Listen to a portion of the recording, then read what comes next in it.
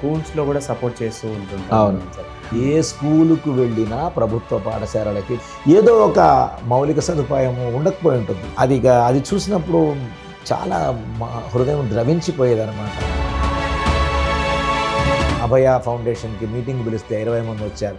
ఆ 20 మందికి 3 నెలలు టైం ఇచ్చాం. ఈ ఊళ్ళో నుంచి 100 మందికి మనం టైలరింగ్, డ్రైవింగ్, బ్యూటీషియన్ ఇలా నేర్పిద్దాం, అప్పుడు మీతో చేయగలిగి పని చేస్తానని చెప్పి. నమ్ముతారో నమ్మరో 20 మందిలో ఒక్క సర్పంచ్ కూడా మళ్ళీ వెనక్కి రాలేదు. మీ 57th బర్త్డేకి మీరు పూల్ చేసినటువంటి ఫండింగ్, టెక్నాలజీ కానీ టెక్నిక్ కానీ చాలా మంచిగా అనిపించింది సార్. అసలు ఆ థాట్ ఎలా వచ్చింది మీకు? అంటే ఒకసారి ఆలోచిస్తే ఏమి చేసినా సరే సమాజం నుంచి మనం ఆ యొక్క ట్రాన్స్ఫర్మేటివ్ మెజర్స్ తీసుకోవాలి. మా నాన్న తిట్టేవాడు, ఏ చెత్తనా కొడక ఏం చేస్తున్నావు నువ్వు అంత వెధవా అని తిట్టేవాడు. మా అమ్మ ఏడ్చేది.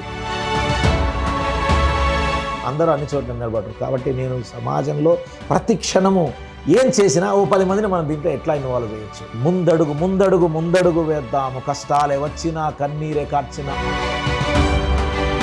చాలా ఎన్జిఓస్కి హ్యాండ్ హెల్డ్గా పట్టుకొని ముందుకు నడిపిస్తూ ఉంటారు. నేను బీయింగ్ అవే అంటే డైరెక్ట్ సర్వీసెస్ కన్నా ఎక్కువ ఇండైరెక్ట్ సర్వీసెస్ ఎక్కువ చేస్తూ ఉంటుంది. వీ ఆల్వేస్ బిలీవ్ చెయ్యి కలుపుదాం, సేవ చేయి కదులుదాం.